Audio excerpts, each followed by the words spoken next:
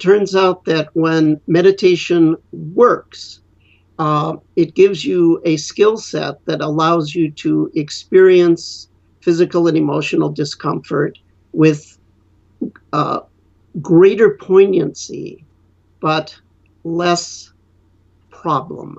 So by greater poignancy, you almost mean you actually perceive it more acutely in a sense, but it causes you less trouble. What do you mean by? That's exactly what I mean. Okay.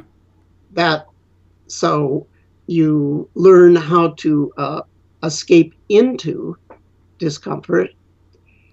There's two ways to deal with discomfort: escape from it. If you can, great.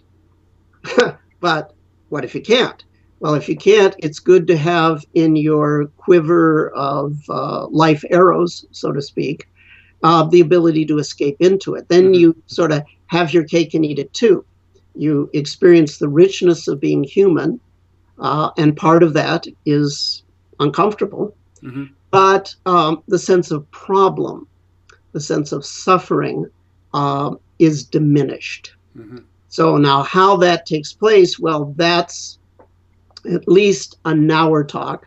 It is, although can I interrupt you and just mention one little kind of exercise I've suggested to people as a shortcut to getting the idea that I think sometimes actually works. What I've said is when you're feeling really sad, and these are people who haven't necessarily meditated at all, when you're just feeling sad, on the border of depressed, sit down, close your eyes, and just try to accept it, and just say, bring it on. What does sadness feel like? Pay attention to it.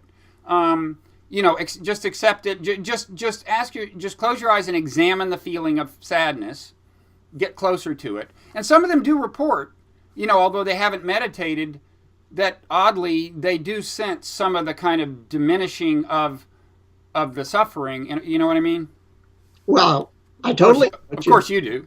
However, I would just slightly disagree and say those people, in fact, have meditated. Okay. You just gave them the essence of meditation. Right.